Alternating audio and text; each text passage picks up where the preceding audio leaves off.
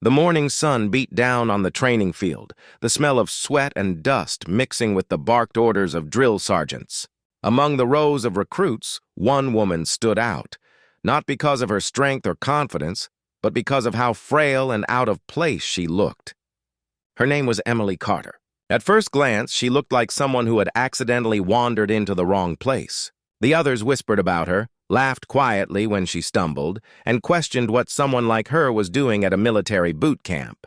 But no one, not even Emily, could have imagined that the faint outline of a tattoo on her back would one day stop the commander in his tracks and change everything. From the first day, Emily was the target of jokes. She was smaller than the others, struggled to complete her runs, and her hands trembled slightly when holding her rifle. "You sure you didn't sign up for yoga class, sweetheart?" One of the male recruits sneered. She didn't reply. She just kept running, even when her lungs screamed and her knees ached. She didn't talk much, but whenever someone looked closely, they noticed something in her eyes, something deep, almost haunted. Days turned into weeks, and the teasing got worse. Emily failed her first physical test. She was yelled at for being too slow, for not shouting loud enough, for being too soft. The others grew frustrated, feeling she was dragging their unit down. One afternoon, after a grueling obstacle course, she collapsed on the ground, gasping for breath. The rest of the recruits walked past her, some smirking, others shaking their heads. But then, Sergeant Miller, a tough, cold-hearted instructor known for never showing pity, stopped in front of her. "You think this place is for the weak?" he growled. "You think sympathy will save you here?" Emily looked up, sweat dripping from her face. Her voice was barely a whisper. "No, sir. Then why are you still here?" She hesitated, then said quietly, "Because I promised someone I'd finish." Something in her tone made him pause, but he said nothing more. She got up again, trembling, and continued. From that day on, Miller watched her differently. She still struggled, still failed sometimes, but she never quit. One night, the recruits sat around the barracks, joking and chatting after lights out. Emily sat quietly on her bunk, staring at a folded piece of paper she kept in her pocket, a photo of a smiling man in uniform. The others caught a glimpse of it. "Who's that, your boyfriend?" one teased. She smiled faintly. "My brother." "What's he, some kind of hero?" Another said sarcastically. Her voice softened. "Something like that." Then she turned away, tucking the picture back into her pocket. The next day, during combat training, her uniform tore slightly at the back, revealing part of a tattoo, a symbol with intricate wings and a date underneath. A few recruits noticed, whispering and laughing, that she probably got it from some movie or comic book. Emily ignored them. But what no one knew was that tattoo wasn't just ink. It was a memory carved into her skin, the emblem of the unit her brother had served in, the one he had died protecting. As the final training weeks approached, Emily grew stronger. Her shots were steady now. Her runs improved. The jokes began to fade as others started noticing her quiet determination. She didn't try to prove herself through words, she did it through grit.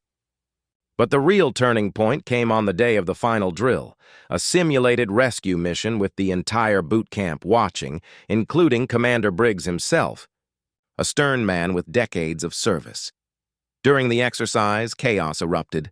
Smoke, shouting, confusion. Emily's team got separated. The injured dummy they were supposed to rescue was left behind enemy lines. The others hesitated, afraid to fail the mission. But Emily didn't stop.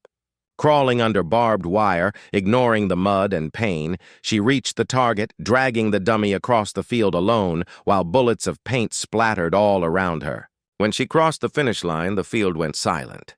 Even the recruits who had mocked her stood frozen, realizing what she had just done. As she stood panting, covered in dirt, her torn shirt revealed more of the tattoo on her back. Commander Briggs, who had been observing quietly, stepped closer.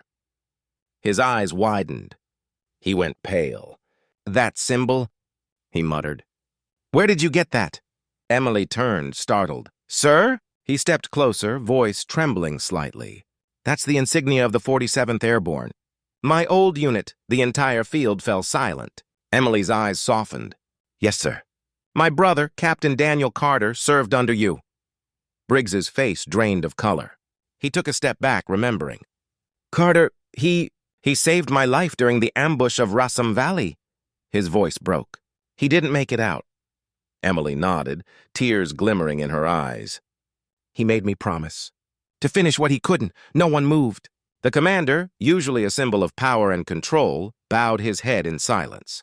Then, without a word, he saluted her, a gesture of honor rarely given at boot camp. Slowly, every recruit followed, standing straight and saluting the woman they had once mocked. From that day forward, no one laughed at Emily again. She didn't need to prove herself anymore. She already had. She went on to complete her training with distinction, her brother's memory guiding her every step. Commander Briggs later wrote in his report, "Strength isn't measured in muscle or noise, but in the quiet persistence of the heart." Recruit Emily Carter reminded us of that. And as Emily stood on the parade ground during graduation, looking up at the flag waving in the wind, she felt a quiet peace wash over her. The tattoo on her back no longer felt like a burden. It was a promise fulfilled. The same people who once doubted her now looked up to her.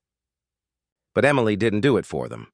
She did it for the memory of the man who believed in her when no one else did, and for the strength she discovered within herself when the world tried to break her.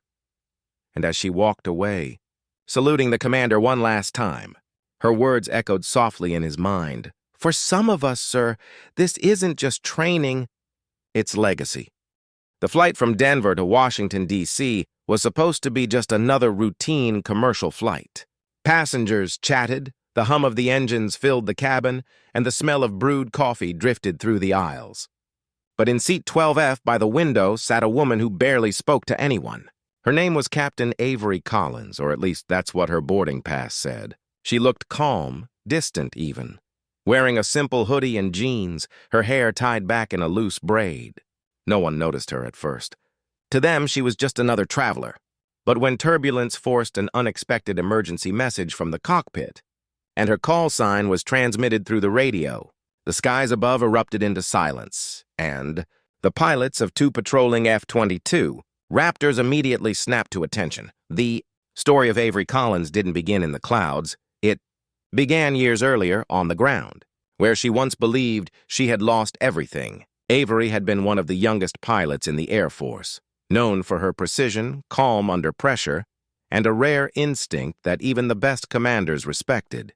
Her call sign, Valkyrie, had become legendary after she led a risky mission to rescue a trapped squadron overseas. But not long after, an explosion during a combat sortie took down her aircraft. She survived, barely. The others didn't. And though her body recovered, her spirit didn't. She left the Air Force quietly, avoiding ceremonies, cameras, or farewells. In her mind, the sky no longer belonged to her. Years later, she lived simply, consulting occasionally for aeronautics projects, but mostly keeping to herself. That morning, she'd boarded the flight to D.C. for a private meeting at the Pentagon about veteran recovery programs. No one around her knew her past, and she preferred it that way. Her row companion, a cheerful college student named Max, tried to start small talk. "So, business or pleasure?" he asked with a grin. Avery smiled faintly. "Something like closure," she said softly, turning to the window. Midway through the flight, the captain's voice came over the intercom, unusually tense. "Ladies and gentlemen, this is your captain speaking. We're experiencing some technical issues with our navigation system. Nothing to worry about, but we may need to hold our course until we receive clearance." The plane trembled slightly. Passengers murmured nervously. Avery stayed calm, her fingers unconsciously tracing a rhythm on her armrest, the same rhythm she used to drum on her control stick before takeoff. Suddenly, the cabin lights flickered and the air grew heavy. Out the window, Avery caught a flash of movement, two F-22 fighter jets slicing through the clouds. The pilot's voice on the radio, faintly audible from the cockpit door, crackled with authority. "This is Raptor 1. Identify yourself. Flight 272, you're entering restricted airspace." The commercial pilot's voice stammered. "We're experiencing a malfunction, requesting escort to safe coordinates." But something wasn't right. Avery leaned forward, eyes narrowing. The flight path, the radio chatter, the stress in the captain's tone, it all pointed to a bigger issue. The navigation glitch wasn't random. The plane's autopilot system was being overridden remotely. The crew didn't notice it yet, but she did. She unbuckled her seatbelt, stood up, and moved toward the cockpit. A flight attendant stepped in front of her. "Ma'am, please stay seated." Avery met her eyes calmly. "Trust me. You'll want me up there." Moments later, she was in the cockpit examining the flickering screens. The captain looked at her, startled. "Who are you?" Avery's voice was low, steady. "Former Air Force. You've got a systems interference loop. Someone's pinging your GPS." The co-pilot frowned. "How do you—" "Because I've seen this before," she said, fingers flying over the controls. She rerouted the connection through manual override protocols she hadn't used in years. The cockpit went silent as the instrument stabilized. Then the radio crackled again. "Flight 272, identify your acting commander." The captain looked panicked. Avery reached for the mic before he could answer. Her voice carried the kind of calm authority that made the air itself seem to still. "This is Valkyrie." A long pause. Then the F-22 pilot's voice came through, quieter now, with a mix of disbelief and respect.